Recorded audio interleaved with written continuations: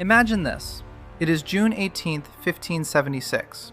In a narrow mountain pass in Rajasthan called Haldighati, one man is about to face the might of the Mughal Empire. He does not have the largest army. He does not have superior cannons. He does not have endless resources. What he does have is something far more dangerous to an empire: unbreakable will.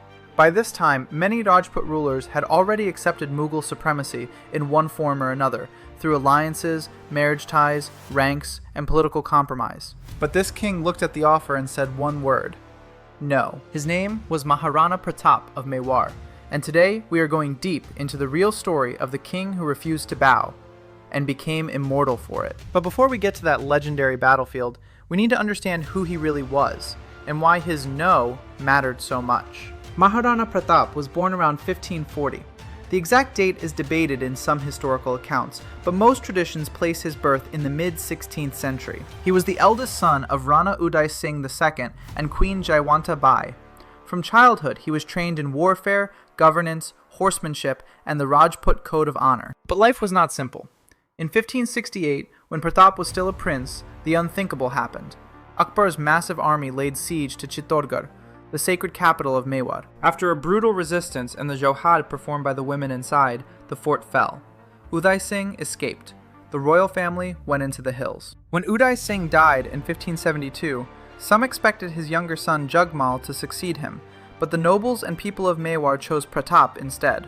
In 1572, Pratap was crowned the Rana of Mewar. He was not just a king by blood, he was chosen by his people.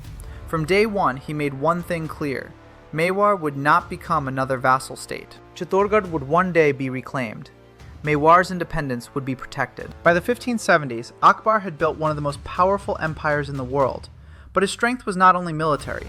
His policy toward the Rajputs was clever. He did not always conquer by sword. He offered power, prestige, and protection if a ruler accepted Mughal supremacy. Many Rajput rulers made that choice. They entered Mughal service, received high ranks, jagirs, and political influence. Some also formed marriage alliances with the Mughal court. Man Singh of Amber became one of Akbar's most trusted commanders, but Pratap refused every single offer. Akbar sent multiple envoys over time, including important Rajput intermediaries such as Man Singh and Bhagwant Das, and in some traditions, Todar Mal is also mentioned. They brought gifts, promises of rank, and diplomatic pressure. Pratap remained polite, but firm. He would not submit. Some later stories say there was even a personal insult between Pratap and Man Singh, but historians debate the exact details. What is clear is the main point: Mewar would not bow. Akbar's patience eventually ran out.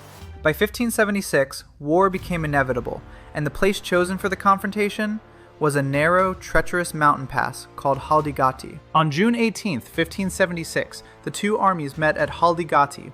Contemporary accounts and later historical estimates suggest that Pratap led a much smaller force, often described as around 3,000 cavalry, along with Bhil archers and local allies. The Mughal side, under Raja Man Singh, was much larger, often estimated at around 10,000 soldiers, including Rajput and Muslim troops. The numbers were heavily against Pratap. The terrain was narrow, the Mughal army had greater resources, better organization, and a stronger logistical setup. But what happened next became the stuff of legend. Pratap's forces attacked fiercely. For a time, they fought with extraordinary bravery and pushed hard against the Mughal lines. Pratap himself led from the front.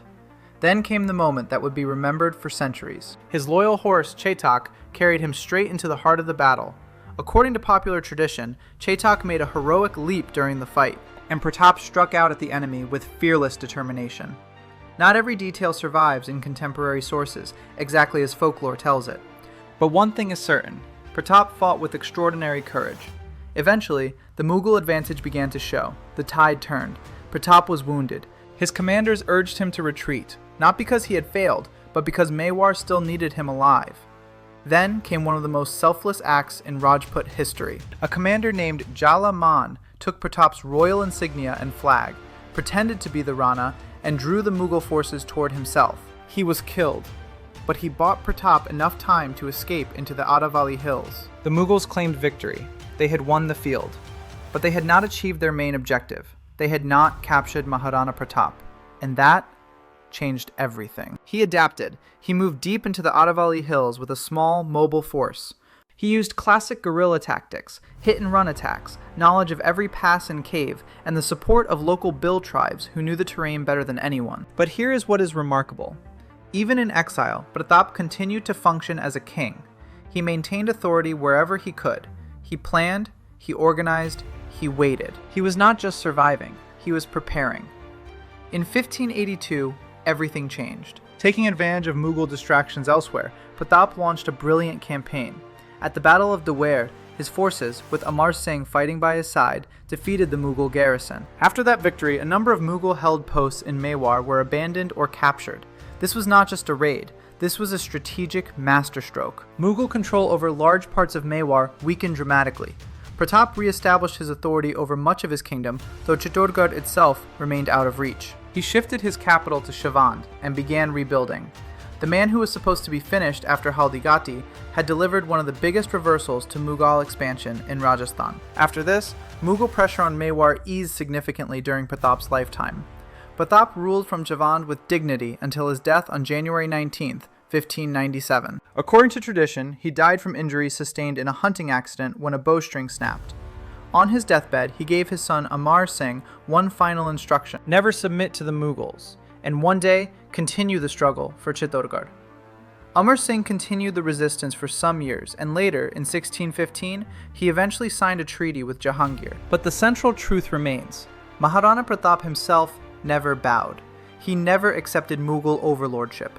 Today, he is remembered across Rajasthan and India as a symbol of resistance, self-respect, and courage. A king with far fewer resources, using strategy, terrain, and unbreakable determination, kept the flame of Mewar's independence alive against one of the greatest empires of his age. He proved that sometimes refusing to bow is more powerful than winning every battle.